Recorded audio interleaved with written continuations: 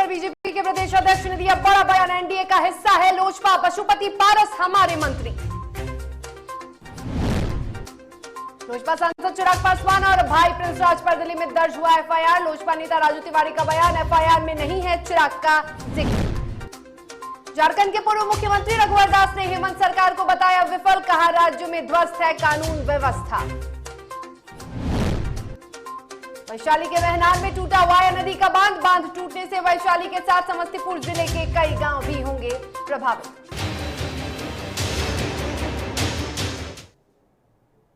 नमस्कार, आप देख रहे हैं डीटीवी भारत, आपके साथ मैं हूं शर्मिला चौहान। और सबसे पहले बड़ी खबर की बात कर लेते हैं।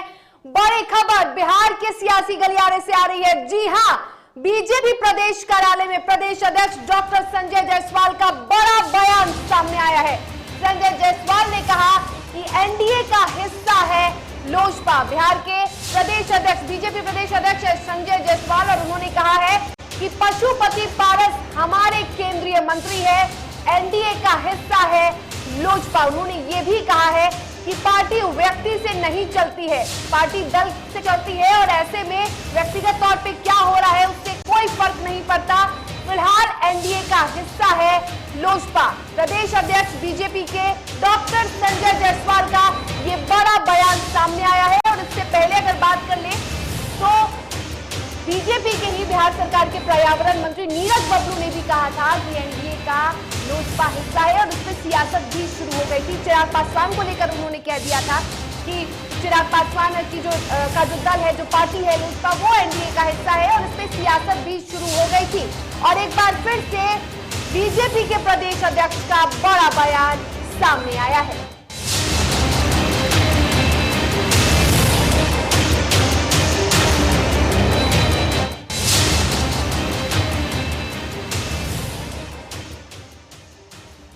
चलिए, इस पर अधिक जानकारी के लिए हमारे संपादक राजेश कुमार से इस पर अधिक बातचीत करेंगे और समझेंगे कि आखिर क्या है ये पूरा माजरा। जिस तरह से राजेश जी, लगातार बीजेपी के कई बड़े नेताओं का ये बयान सामने आया है, और आज जो बिहार के प्रदेश अध्यक्ष बीजेपी के, उन्होंने भी ये कह दिया है कि लोजपा एनडीए का हिस्सा है और पशुपति पारस हमारे केंद्रीय मंत्री हैं। देखिए, जिस तरह से डॉक्टर जायसवाल का जो बयान आया है, और उस बयान के पहले अगर आप याद करेंगे शर्मिला, तो नीरज कुमार बबलू का भी एक बयान आया था कि चिराग एनडीए का हिस्सा है। उसके बाद प्रदेश अध्यक्ष का ये बयान आना कि लोजपा का हिस्सा है, लेकिन दोनों के कहने का जो मकसद है वो अलग अलग है। एक तरफ नीरज कुमार बबलू चिराग को एनडीए का हिस्सा बता रहे हैं, लेकिन आज जो संजय जायसवाल का जो बयान आया है, उस बयान में वो लोजपा के नेता पशुपति कुमार पारस का जिक्र कर रहे हैं जी। आप देखेंगे तो कुल मिला के ये देखा जाए तो भारतीय जनता पार्टी अभी भी, चाहे वो चिराग हो या चिराग को, आज भी वो मान रही है कि लोजपा का हिस्सा है। दूसरी तरफ प्रदेश अध्यक्ष जो है, उनका पारस को लेकर ये बयान आना कि लोजपा का हिस्सा है, तो ऑलरेडी पारस जो है मंत्रिमंडल में शामिल है, कहने की जरूरत नहीं है, वो स्पष्ट है, क्लियर है। लेकिन चिराग को लेकर अगर नीरज कुमार बबलू का बयान पिछले दिनों आया, और उसके बाद लोजपा को लेकर जो असमंजस की स्थिति बनी हुई थी, थोड़ी सी अस्पष्ट हुई, और लगातार चिराग पासवान कहते रहे हैं कि मैं तो एनडीए का हिस्सा हूं। और वैसे लेकिन राजेश जी, चिराग पासवान ये भी कहते नजर आए हैं, ये भी कहते चिराग पासवान अक्सर नजर आए कि वो केंद्र के एनडीए का हिस्सा है, बिहार की एनडीए का वो हिस्सा नहीं है। और बिहार में जिस तरह से एनडीए काम कर रही है, बीजेपी का भी उन्होंने जिक्र कई बार किया है कि मैं उनके काम से खुश नहीं हूं और मैं उनके खिलाफ हूं। नहीं, यही मैं कहने वाला था कि ये सेफ जोन लेकर चल रहे हैं चिराग पासवान। वही पशुपति कुमार पारस ने अपना जो एक मंत्रिमंडल में शामिल करके, अपनी पार्टी को शामिल करके खुद मंत्री बनकर एक स्पष्ट निर्देश दे दिया, और राजनीतिक हलकों में ये संदेश दे दिया कि लोजपा आज की तारीख में जो असली लोजपा ये है, और ये एनडीए का हिस्सा है।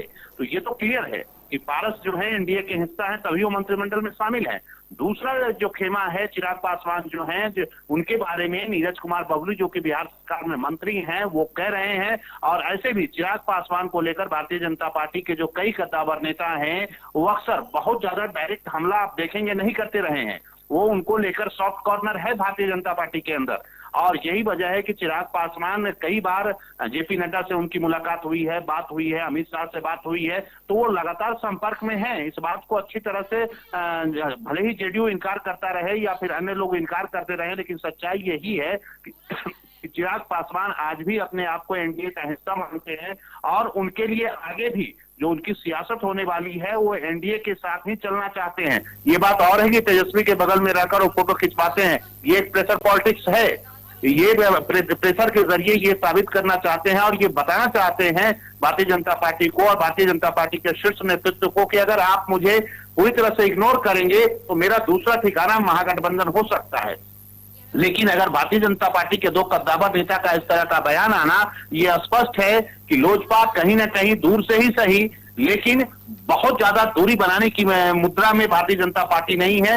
चिराग को लेकर नीरज कुमार बबलू का बयान और फिर पारस जी को लेकर ये प्रदेश अध्यक्ष जो है भारतीय जनता पार्टी के डॉक्टर संजय जायसवाल का बयान, ये स्पष्ट निर्देश दे रहा है, स्पष्ट संदेश दे रहा है कि लोजपा को लेकर, चिराग को लेकर भी कॉर्नर है भारतीय जनता पार्टी।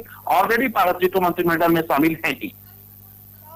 आपने सही कहा कि जिस तरह से पशुपति पारस शामिल हैं, वो उन्होंने कहा भी है, अगर संजय जायसवाल के बयान की बात करें तो उन्होंने खास तौर पे कहा है कि वो केंद्रीय मंत्री है और हमारे केंद्रीय मंत्री है। लेकिन राजेश जी, यहाँ एक और सवाल होता है कि मुख्यमंत्री नीतीश कुमार इस तरह से जो बयानबाजी हो रही है, पहले नीरज बबलू के बयान को ले लीजिए, उन्होंने कहा कि चिराग एनडीए का हिस्सा है, फिर आज उन्होंने कहा, संजय जायसवाल ने कहा कि पशुपति पारस हमारे मंत्री है, लोजपा एनडीए का हिस्सा है। मुख्यमंत्री नीतीश कुमार को क्या इससे आपत्ति नहीं होगी?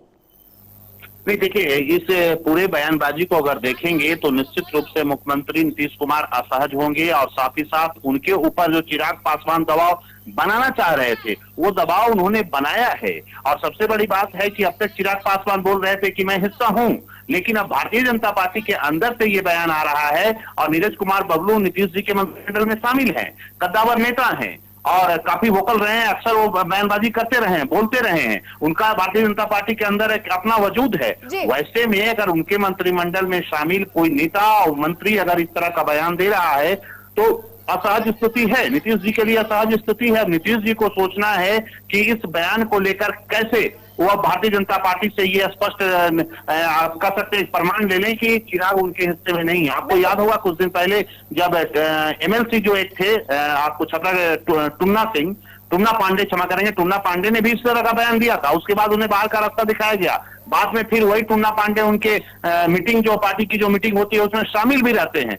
तो कहीं ना कहीं भारतीय जनता पार्टी भी चिराग के जरिए नीतीश जी पर दबाव बनाना चाह रही है और उसमें वो कामयाब भी हो रही है। और चिराग पासवान भी बार बार उनका स्पष्ट कहना है कि मुझे जेडीयू से कोई वैर नहीं है, लेकिन नीतीश को भी की भी खैर नहीं है। तो उनके टारगेट पर नीतीश कुमार है। नीतीश कुमार के लिए थोड़ी मुश्किल और असहज स्थिति है कि अब वो क्या करेंगे और क्या उनकी बयानबाजी होगी, किस तरह की वो कदम उठाएंगे।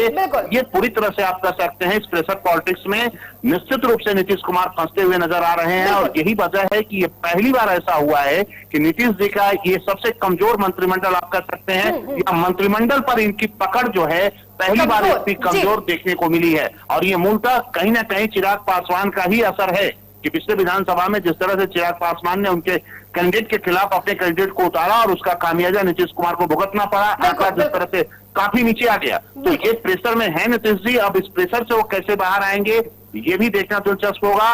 लेकिन आगे आने वाले दिनों में प्रेशर जो है चिराग पासवान और भी बढ़ाएंगे नीतीश जी पर। निश्चित रूप से आप तय मानिए नीतीश जी की मुश्किलें बढ़ेंगी, लेकिन साथ ही साथ चिराग पासवान एक सेफ जोन चाह रहे हैं। बिल्कुल, उनको एक ऐसा स्तंभ चाहिए जो उनको उनके साथ खड़ा हो।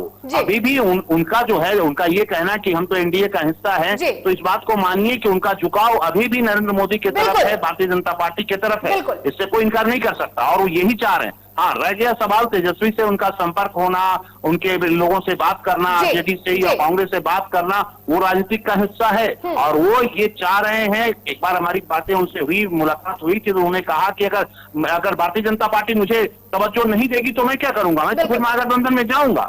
यही वजह है कि वो महागठबंधन के तमाम कतार नेताओं के साथ फोटो खिंचवा रहे हैं और खड़े भी हैं। बिल्कुल शर्मिला, बिल्कुल राजेश जी, चिराग पासवान कहीं ना कहीं अपने लिए एक ऐसा ठिकाना ढूंढ रहे हैं जो कि सुरक्षित हो, जहां वो सुरक्षित हैं, और इसके लिए या तो वो महागठबंधन के का सहारा ले सकते हैं या फिर वो बीजेपी का सहारा ले सकते हैं। लेकिन अब देखना ये होगा कि आखिर किसकी शरण में जाते हैं चिराग पासवान। फिलहाल तमाम जानकारी के लिए आपका बहुत शुक्रिया राजेश जी।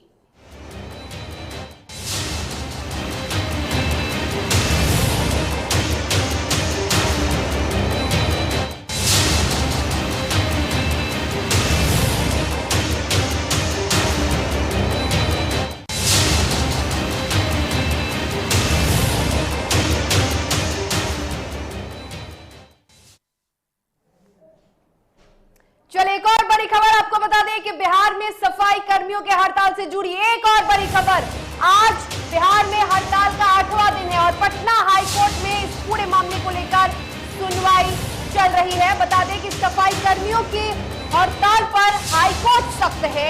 लगातार 8वें दिन बिहार में हड़ताल जारी है और हड़ताल को खत्म कराने के निर्देश दिए गए हैं। कई बार बैठकें हुई लेकिन बैठक विफल साबित हुई। 8 हफ्ते में मांगों पर विचार के निर्देश दिए हैं हाईकोर्ट ने।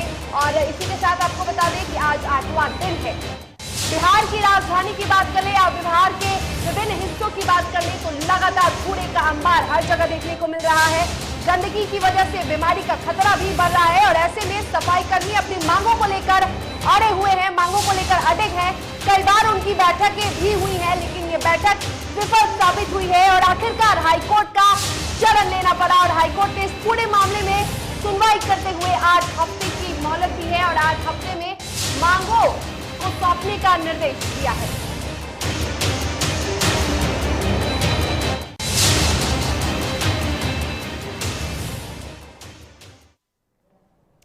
और दिल्ली में सांसद चिराग पासवान और प्रिंस राज के खिलाफ कनॉट प्लेस थाने में मामला दर्ज हुआ है जिसको लेकर बिहार की सियासत गर्मा गई है। और इसके बाद आनन फानन में चिराग गुट के प्रदेश अध्यक्ष राजू तिवारी ने साफ तौर पर कहा है कि पहले आप एफआईआर दर्ज करें, पहले आप एफआईआर देखें। इसमें कहीं भी राष्ट्रीय अध्यक्ष के नाम का जिक्र नहीं है और ना ही स्वाति पटेल द्वारा कुछ ऐसा कहा गया है। चिराग पासवान ने खुद स्वाति पटेल को यह कहा था कि आप प्रशासन का सहारा लें और थाने में जाकर बातचीत करें।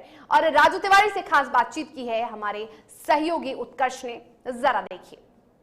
दिन पहले स्वाति पटेल द्वारा समस्तीपुर सांसद प्रिंस राज के खिलाफ दुष्कर्म का मामला दर्ज किया गया था। इसको लेकर आज बड़ा खुलासा हुआ है। स्वाति पटेल द्वारा चिराग पासवान पर भी एक एफआईआर दर्ज कराने की बात कही गई है और साफ तौर पर उनका कहना है कि उन्होंने भी उनके साथ गलत किया है। दुष्कर्म की बात नहीं है लेकिन धमकाने की बात जरूर कही गई है, जिसको लेकर पारस गुट के माफ करें जिसको लेकर चिराग गुट के जो प्रदेश अध्यक्ष हैं उन्होंने साफ तौर पर कह दिया है कि आप एफआईआर पहले देख लें, इसमें कहीं भी इस तरह का कोई जिक्र नहीं है। हालांकि जिक्र जरूर है कि प्रिंस राज द्वारा उनके साथ गलत किया गया, जिसको लेकर चिराग पासवान ने खुद कहा था कि आप प्रशासन का सहारा लें। क्या कुछ कह रहे हैं प्रदेश अध्यक्ष, आप पहले ये सुने। राजू जी, फायर हो गया है प्रिंस राज पर, क्या लगता है कितने आगे तक अभी बात की जाएगी? क्योंकि मामला खुला था उस वक्त से जब चिराग पासवान ने चिट्ठी लिखी थी। देखिए, मामला बहुत पहले से था और एफआईआर हो गया है तो जो दूध का होगा, पानी का पानी होगा, वो अपना कानून अपना काम करेगा, इसमें क्या दिक्कत है? लेकिन कहीं ना कहीं कहा जा रहा है कि नाम चिराग पासवान का भी, क्योंकि उस वक्त उनके संज्ञान में था। आप लोग पहले एफआईआर पढ़िए,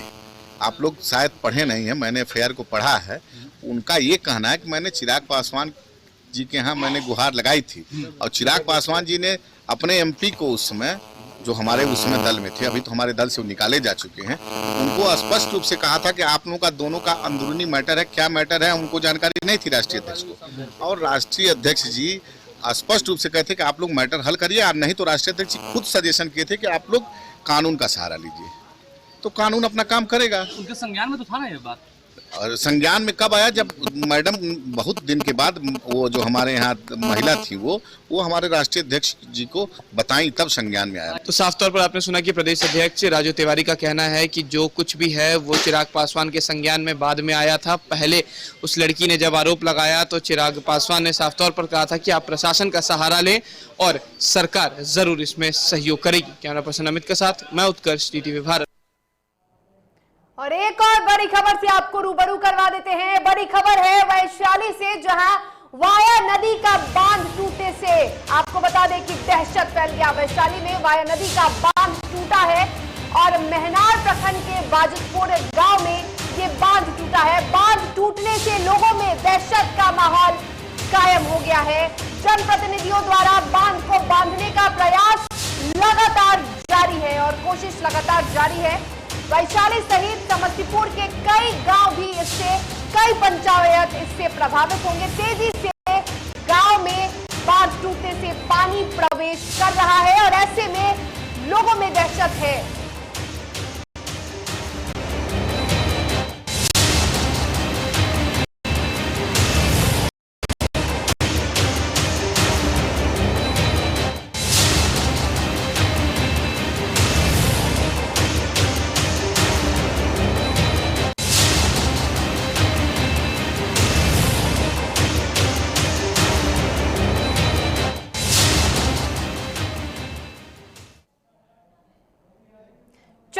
अधिक जानकारी के लिए सहयोगी अनिल से बात करते हैं। अनिल, फिलहाल क्या स्थिति है? बांध को बांधने का लगातार प्रयास जारी है। जी बिल्कुल, जो लगातार बारिश होती है उसके बाद से वहाँ के स्थानीय जो लोग हैं वो दहशत के माहौल में है। हालांकि स्थानीय लोग और प्रशासन भी वहाँ पे मौजूद है और बांध बांधने की लगातार प्रयास है, लेकिन पानी का जो तेज बहाव है वो लगातार उससे कहीं ना नाकामी है और प्रशासन भी इस पर कंटिन्यू लगा हुआ है कि किसी तरह बांध रुक जाए। अगर बांध ये लगातार ऐसे ही बहता रहे पानी का बहाव, क्योंकि ये आज सुबह जैसे ही 4 बजे भोर की बात है जब अचानक ये बांध टूटी है। 5 से 7 घंटे हो गए और लगातार पानी का बहाव है। ऐसे में इस बांध से बाया नदी की मैं बता दूं कि बाया नदी के पास से सिर्फ वैशाली ही नहीं बल्कि उससे जो नजदीकी सीमा समस्तीपुर का पटोरी क्षेत्र है, इसमें भी कई पंचायत डूबने की आशंका बनी हुई है। जी बिल्कुल। और फिलहाल क्या जानकारी है, क्या अभी तक किसी गांव में जो बांध का पानी है वो पहुंचा है? क्योंकि सुबह ही बांध टूट गया है और ऐसे में लगातार ये कयास जताए जा रहे थे कि कई गांव में पानी पहुंच सकता है। जी देखिए, खासकर बात करें तो हमारा प्रखंड क्षेत्र के ये सरमतपुर विकास का क्षेत्र है जो पहले से ही वो बाढ़ प्रभावित है और लगभग सभी जगह है जो जल जमाव की स्थिति है। ऐसे में अगर बाढ़ टूटी है तो कहीं ना कहीं लोगों के साथ एक बड़ी अनहोनी होने की संभावना बनी हुई है, क्योंकि बाढ़ जैसी हालात होती है तो लगातार एक कहीं ना कहीं वहाँ के जो लोग हैं, पंचायत के लोग बाढ़ के पानी में डूबने की संभावना है और इससे कहीं ना कहीं लोगों में दहशत का माहौल भी देखा जा रहा है। तो फिलहाल दहशत का माहौल देखा जा रहा है और बांध को बांधने का भी लगातार कोशिश की जा रही है। प्रशासन वहां मौजूद है, जनप्रतिनिधि वहां मौजूद है और इससे वैशाली के साथ समस्तीपुर के भी कई पंचायत प्रभावित हो सकते हैं। तमाम जानकारी के लिए आपका बहुत शुक्रिया अनिल। तो वैशाली से बड़ी खबर आपको बता रहे हैं, जहां वाया नदी का बांध टूट गया है। महनार प्रखंड के बाजितपुर में ये बांध टूटा है। और मोतिहारी में बिहार के मद्य निषेध और प्रभारी मंत्री सुनील कुमार अचानक भारी लाव लश्कर के साथ पहुंचे, जहां उन्होंने इलाके में बाढ़ प्रभावित क्षेत्रों का जायजा लिया और इस दौरान मंत्री के साथ जिलाधिकारी भी मौजूद रहे। वहीं उन्होंने अधिकारियों को कई आवश्यक दिशा निर्देश भी दिए हैं। बता दें आपको कि बाढ़ को लेकर लगातार मुख्यमंत्री नीतीश कुमार भी समीक्षा बैठक करते नजर आ रहे हैं और अधिकारियों, जनप्रतिनिधियों और मंत्रियों को ये आदेश दिए गए हैं कि 2 दिनों में बिहार के तमाम बाढ़ प्रभावित क्षेत्रों का जायजा ले, आकलन करें कितना नुकसान हुआ है और लोगों को पूरी सहायता देने की कोशिश करें।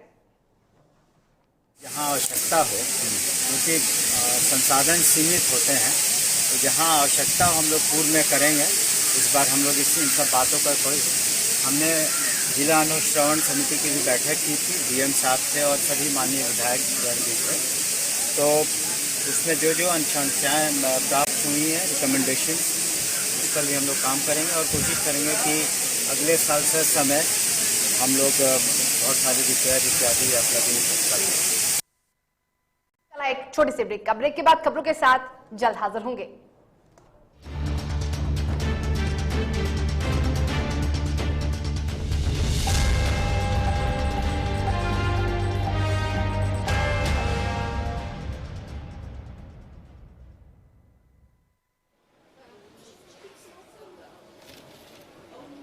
और ये रहा आपका बर्थडे गिफ्ट। पापा,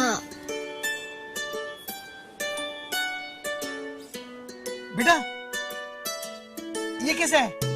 ये दुनिया क्यों न समझे, मेरी दुनिया बदल गई।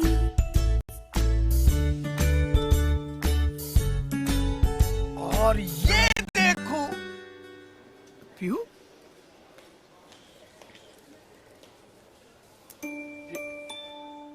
पीहू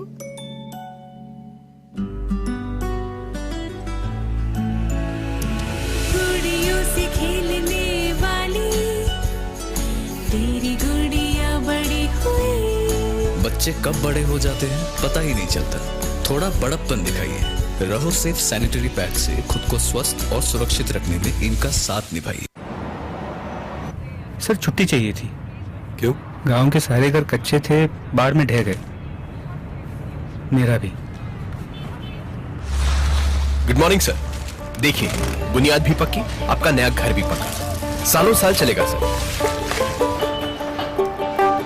ठीक है, ले लो छुट्टी।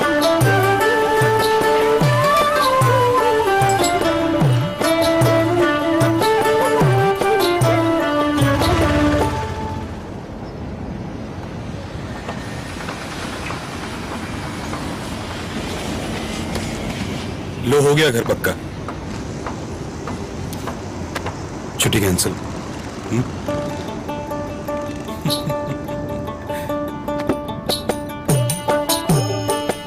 सच्ची खुशी वही होती है जिसकी बुनियाद दूसरों की खुशी में हो। कोणार्क, खुशियों की बुनियाद।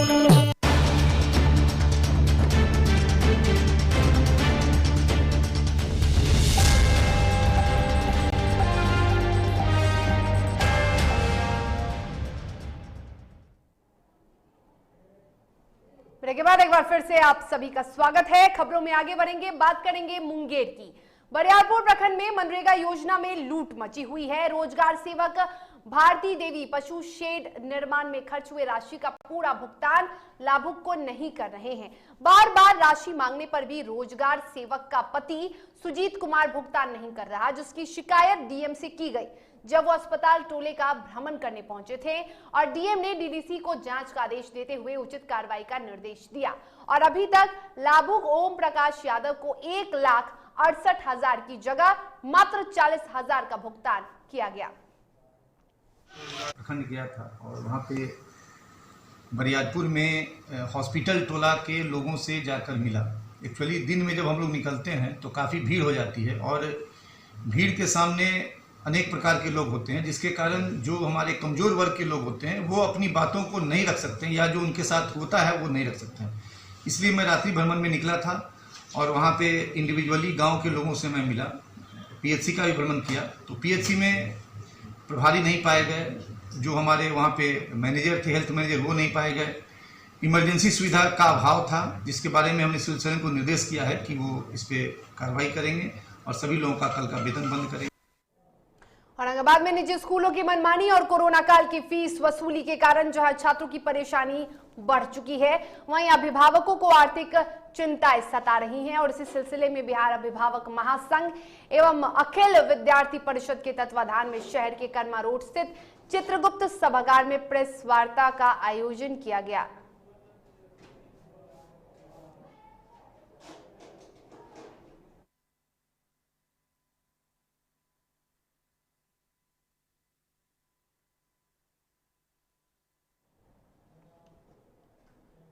और बेगूसराय में शॉर्ट सर्किट से लगी आग ने देखते ही देखते 15 घरों को जलाकर राख कर दिया। घटना बछवाड़ा थाना क्षेत्र के कदराबाग पंचायत के हादीपुर गांव की है। बता दें कि आग इतनी तेज थी कि स्थानीय लोग जब तक आग पर काबू पाते तब तक 15 घर जलकर राख हो चुके थे। घटना की सूचना के बाद स्थानीय प्रशासन क्षति के आकलन में जुटी।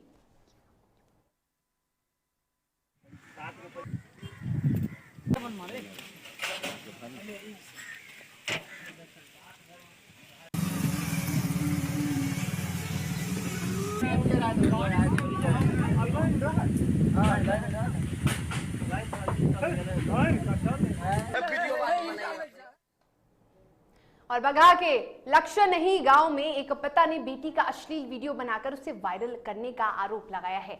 इसको लेकर पीड़ित पिता ने एक आवेदन धनाहा थाने में दिया है। आवेदन पर धनाहा अंचल निरीक्षक शशि शेखर चौहान मामले की जांच के लिए पीड़ित परिवार के घर पहुंचे। कुछ लोगों ने जांच प्रक्रिया में बाधा उत्पन्न करते हुए शोर मचाने की कोशिश की। पीड़ित परिवार के सदस्यों के साथ तेज आवाज में बातें करने लगे। दोनों पक्षों को समझा बुझाकर मामले को शांत कराया गया।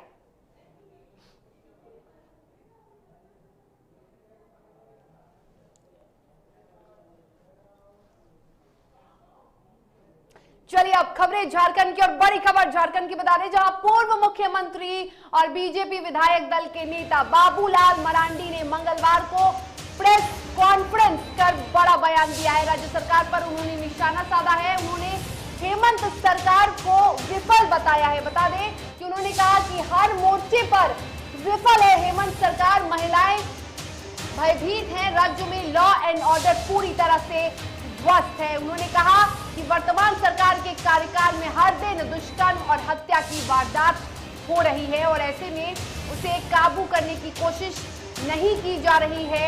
झारखंड के पूर्व मुख्यमंत्री बाबूलाल मरांडी का बड़ा बयान सामने आया है।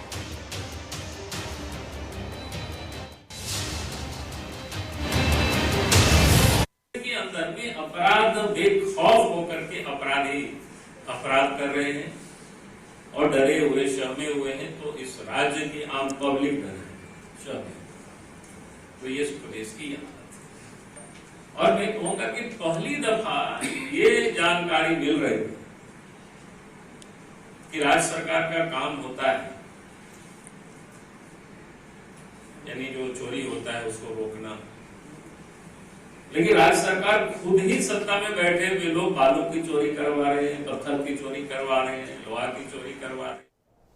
जमशेदपुर के डिस्पेंसरी रोड की हालत इन दिनों बेहद खराब है। आलम यह है कि अब सड़क के स्थान पर केवल गड्ढे ही गड्ढे नजर आ रहे हैं, लेकिन प्रशासनिक स्तर पर सड़क को बनवाने की कोई पहल नहीं की जा रही है। गोविंदपुर इलाके में 1 साल पहले पाइपलाइन बिछाने का कार्य किया गया था, लेकिन सड़क निर्माण नहीं हुआ। सड़क की हालत दिन प्रतिदिन खराब होती जा रही है। निवासियों ने स्थानीय विधायक, सांसद, जिले के उपायुक्त समेत तमाम आला अधिकारियों से फरियाद की, लेकिन समस्या जस की तस है। कि जब टाटा कंपनी, टेल्को कंपनी था कि भाई हम लोग सबसे मिलके और इसको मुकाम तक पहुंचाए, इस जो समस्या है इसको समाधान के लिए, वो नहीं हो सका। और इतना रोड का स्थिति जर्जर था। ये जब IL&FS काम किया था, IL&FS पाइपलाइन का काम किया, मोटा पाइप का, और उसके दूसरे ठेकेदार थे, साईं राम, क्या चंचल गर्ग वगैरह। हम ये कहना चाह रहे हैं कि वो सड़क बनी और टूट गई। और इसी के साथ खबरों के सफर में फिलहाल इतना ही। तब तक के लिए मुझे दीजिए इजाजत और आप स्वस्थ रहिए, सुरक्षित रहिए, देखते रहिए DTV भारत। नमस्कार।